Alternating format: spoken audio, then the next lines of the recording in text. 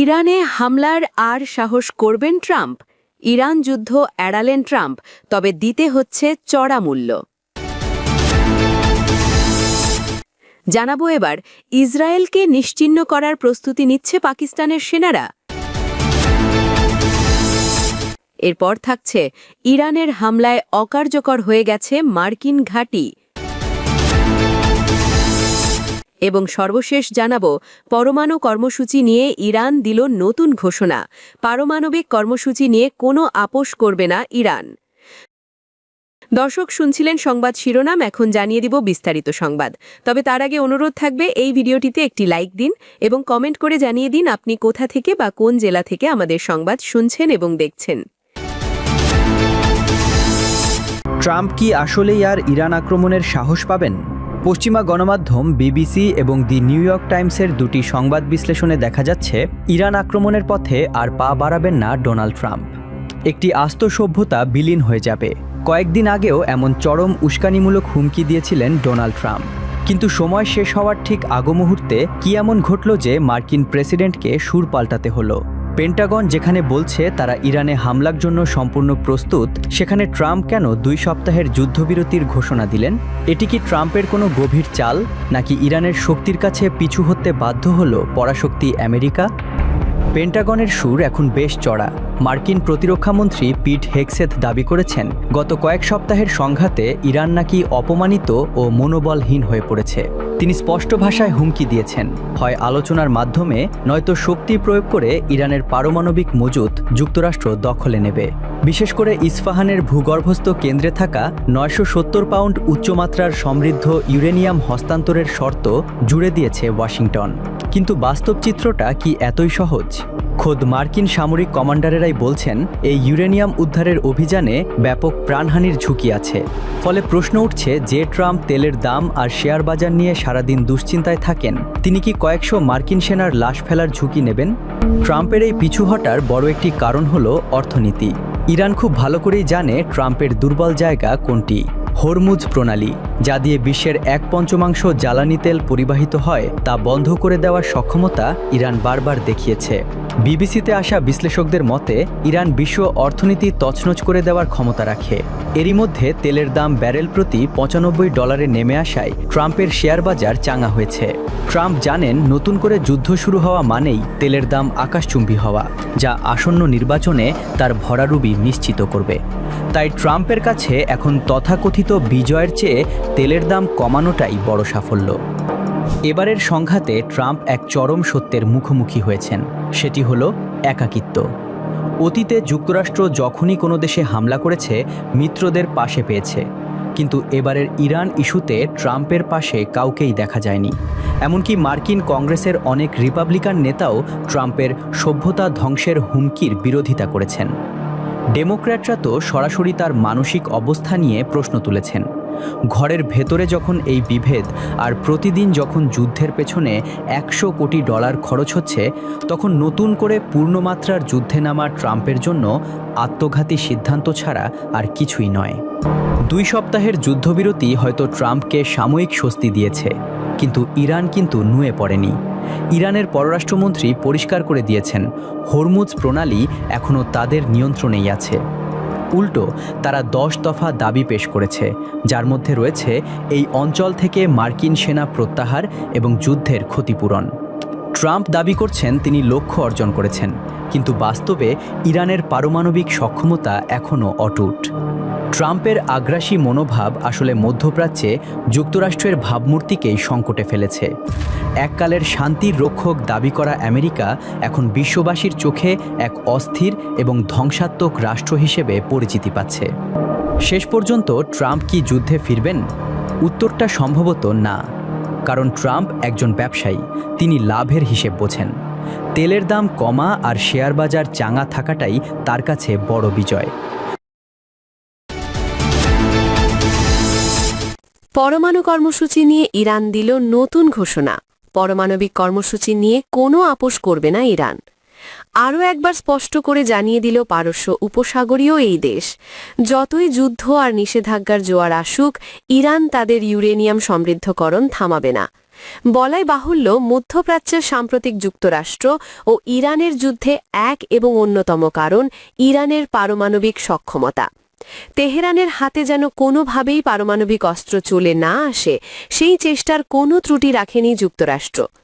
জাতিসংঘ, মানবাধিকার সবকিছুকে উপেক্ষা করে, নিয়মকানুনের তোয়াক্কা না করে বারবার সরাসরি অতর্কিত হামলা চালিয়েছে যুক্তরাষ্ট্র ইরানের ওপর। ইরানকে ভয় দেখিয়ে দমিয়ে দিতে দুটো রণতরী ভিড়িয়েছে মধ্যপ্রাচ্যে। তবুও যখন কাজ হয়নি, ধৈর্য রাখতে পারেনি যুক্তরাষ্ট্র। যুক্তরাষ্ট্রের প্রেসিডেন্ট ডোনাল্ড ট্রাম্প ভেবেছিলেন একটা বোমা হামলা আর হুমকিতেই মধ্যপ্রাচ্যের চিরতরে বন্ধ হয়ে যাবে ইরানের পারমাণবিক সম্ভাবনা। সেই অনুযায়ী একাধিক পোস্টও করেন এই মার্কিন প্রেসিডেন্ট। লেখেন, খুব শীঘ্রই শেষ হয়ে যাবে এই সংখ্যা।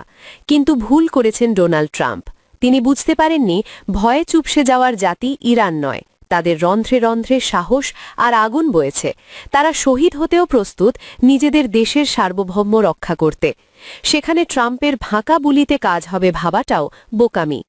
সাম্প্রতিক এই সংঘাতের সবচেয়ে বড় মূল্য চুকিয়েছে ইরান। দেশটির সর্বোচ্চ ধর্মীয় নেতা আয়াতুল্লাহ আলী খামেনি সহ অসংখ্য গুরুত্বপূর্ণ ব্যক্তিত্বকে হারিয়েছে তারা।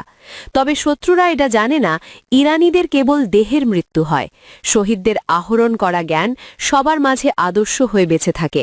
কয়জনকে হত্যা করবে শত্রুরা? এই জাতির প্রতিটা মানুষই জ্বলন্ত বারুদ, কাছে এলে পুড়ে যেতে বাধ্য হবে শত্রুপক্ষ। সাম্প্রতিক যুদ্ধের পর পরমাণু কর্মসূচি নিয়ে ইরান নতুন ঘোষণা দিয়েছে।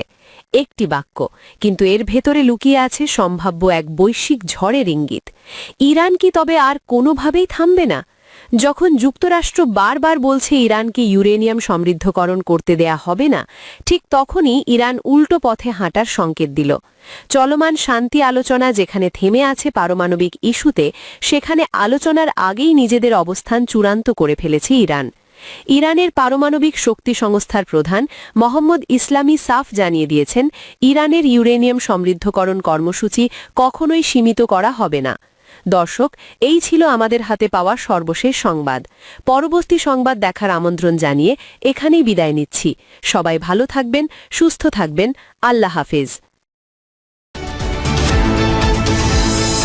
ইসরায়েলের প্রতিটি ঘর এখনো ইরানের মিসাইলের নিশানায়। ইরানি ক্ষেপণাস্ত্র ক্ষমতা নিয়ে এবার এমন বিস্ফোরক তথ্য দিয়েছেন খোদ ইসরায়েলি বিরোধী দলীয় নেতা ইয়ার ল্যাপিড। মুহূর্তের মধ্যে ইসরায়েল ধ্বংসের ক্ষমতা রাখে শাহাব ফাজর ও কাইসার সহ অন্যান্য ব্যালিস্টিক মিসাইল। তার মতে প্রধানমন্ত্রী বেনিয়ামিন নেতানিয়াহু নাগরিকদের সাথে ধোঁকাবাজি করে যুদ্ধ পরিচালনায় দায়িত্বহীনতা দেখিয়েছেন।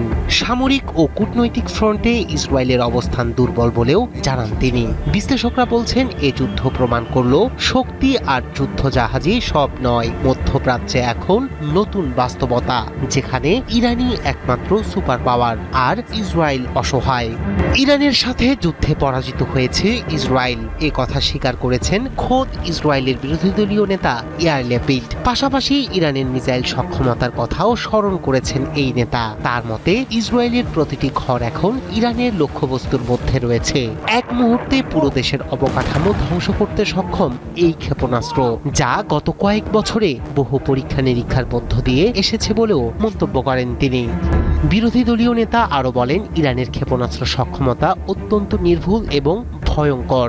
দেশটির অন্যতম সক্ষম অস্ত্র ভাণ্ডারে রয়েছে শাহাব 3, ফাজর 5, খোরদার 3 এবং কাইসার ধরনের ব্যালিস্টিক ক্ষেপণাস্ত্র, যেগুলো হাজার কিলোমিটার দূরের লক্ষ্য ঠিকঠাক নির্ধারণ করতে সক্ষম।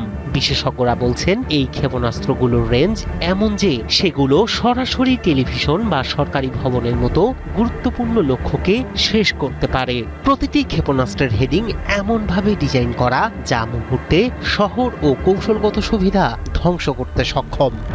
ইয়ার ল্যাপিড আরও অভিযোগ করেছেন, নেতানিয়াহু সেনাবাহিনীকে যে লক্ষ্য দিয়েছে তা বাস্তবিকভাবে কৌশলগতভাবে ব্যর্থ। যুদ্ধক্ষেত্রে বিমান বাহিনীর দক্ষতা দেখিয়েছিল, তবুও কূটনৈতিক ফ্রন্টে ইসরায়েলের অবস্থান ক্রমশ দুর্বল হয়ে গেছে। বিশ্লেষকরা বলছেন, ইরানের এই ক্ষেপণাস্ত্র কৌশল শুধুমাত্র প্রতিরক্ষা নয়, আক্রমণাত্মক সক্ষমতাও বহন করে। শাহাব 3 এবং ফাজর 5 এর মতো মধ্যদৈর্ঘ্যের ব্যালিস্টিক ক্ষেপণাস্ত্র ইসরায়েলের বড় শহরগুলোকে সহজে লক্ষ্যবস্তু বানাতে পারে। আরও ক্ষিপ্র এবং উচ্চ নির্ভুল খোরদার 3 ও কাইসার ক্ষেপণাস্ত্র দিয়ে মুহূর্তের মধ্যে শহর, মিলিটারি বেস বেজ এবং গুরুত্বপূর্ণ অবকাঠামো ধ্বংস করা সম্ভব।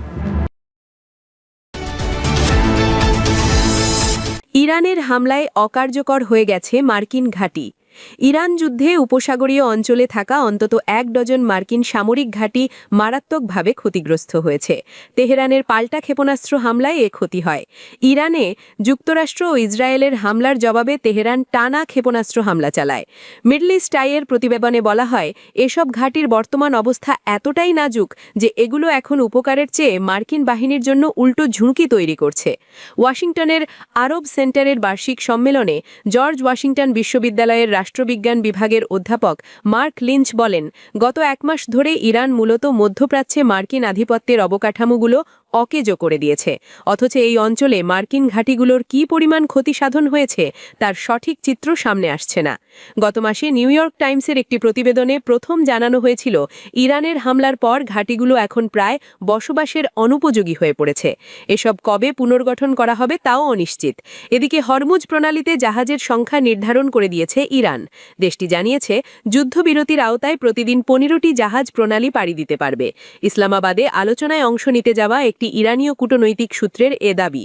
বৃহস্পতিবার ৯ এপ্রিল রাশিয়ার সংবাদ মাধ্যম তাসের একটি প্রতিবেদনে এ তথ্য জানানো হয়েছে। সূত্র জানিয়েছে, বর্তমানে হরমুজ প্রণালী দিয়ে জাহাজ চলাচল সম্পূর্ণভাবে ইরানের অনুমোদন ও নির্দিষ্ট প্রোটোকলের ওপর নির্ভরশীল। এই নতুন নিয়ন্ত্রক কাঠামো ইরানের ইসলামিক রেভলিউশনারি গার্ড কর্পোরেশনের তত্ত্বাবধানে পরিচালিত হচ্ছে।